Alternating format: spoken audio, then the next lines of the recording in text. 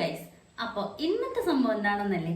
ഇന്ന് രാവിലെ എല്ലാരും ബിഗ് ബോസിന്റെ പ്രൊമോ ലാലേട്ടൻ വന്നത് കണ്ടിട്ടുണ്ടാവില്ലേ? ഞാനും കണ്ടു. ഇത്തിരി വൈകിപ്പോയി.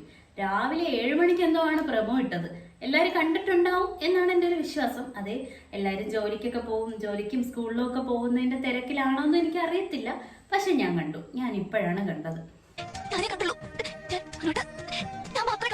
അപ്പോൾ പ്രൊമോയിൽ എന്താണെന്ന് വെച്ച് കഴിഞ്ഞാൽ ഒരു 5-6 ആൾക്കാർ വട്ടം കൂടി ഇരുന്ന് സംസാരിക്കുന്നുണ്ട്. അപ്പോൾ നിനക്ക് അവളെ ഇഷ്ടമാണെങ്കിൽ പോയി പറയടാ എന്നാണ് പറയുന്നത്.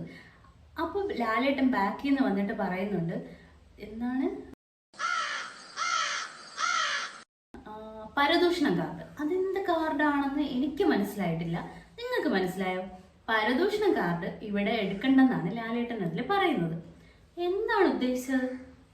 ഇനി ഞാനൊരു കാര്യം അങ്ങോട്ട് പറയട്ടെ, പരദൂഷണമൊന്നും ഇല്ലെങ്കിൽ പിന്നെ എന്തിനാണ് ബിഗ് ബോസ് കാണുന്നത്? എനിക്കത് മാത്രമേ ചോദിക്കാനുള്ളൂ.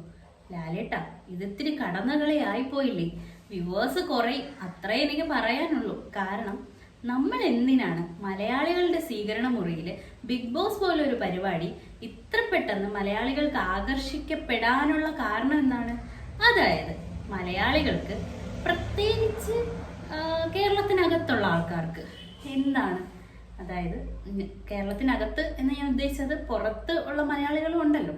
അപ്പം പ്രത്യേകിച്ച് കേരളത്തിനകത്തുള്ള ആൾക്കാർക്ക് അയലത്തെ വീട്ടിൽ എന്താണ് നടക്കുന്നത് എന്നറിയാനുള്ളൊരു ക്യൂരിയോസിറ്റി എപ്പോഴും ഉണ്ട്.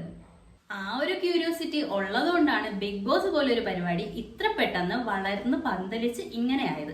അതായത് യാതൊരു മുൻപരിചയവും ഇല്ലാത്ത ഒരു 18 പേര് അല്ലെങ്കിൽ ഒരു 20 പേര് ഒരു വീട്ടിൽ താമസിച്ചാൽ എന്തൊക്കെ സംഭവിക്കും? എന്തിന് സ്വന്തം വീട്ടിലുള്ള ആൾക്കാർ പോലും അങ്ങോട്ടും ഇങ്ങോട്ടും വഴക്കുണ്ടാക്കുന്ന ഇക്കാലത്ത് അങ്ങോട്ട് യാതൊരു മുൻപരിചയം ഇല്ലാത്ത ആൾക്കാർ തമ്മിൽ താമസിച്ചാൽ എന്ത് സംഭവിക്കും? ചിലപ്പോൾ പ്രണയം ഉണ്ടാവാം, അങ്ങോട്ടും ഇങ്ങോട്ടും പരദൂഷണം പറയാം, ഇല്ലെങ്കിൽ അടിയുണ്ടാക്കാം, വഴക്കുണ്ടാക്കാം, അങ്ങനെ പലതും ഉണ്ട്. അപ്പോൾ അതൊക്കെ ഒന്ന് കാണാൻ വേണ്ടിയിട്ടുള്ള ഒരു ജിജ്ഞാസ, അതാണല്ലോ ബിഗ് ബോസ്. അപ്പോൾ അതില്ലെങ്കിൽ പിന്നെ എന്ത് ബിഗ് ബോസ് അല്ലേ? എനിക്കത് മാത്രമേ പറയാനുള്ളൂ. അതുകൊണ്ട് കൂടുതലായിട്ട് പിന്നെ എന്താണ്, എത്ര പരദൂഷണം പറയരുത് എന്ന് പറഞ്ഞാലും മനുഷ്യനല്ലേ, പറഞ്ഞു പോവും അല്ലേ?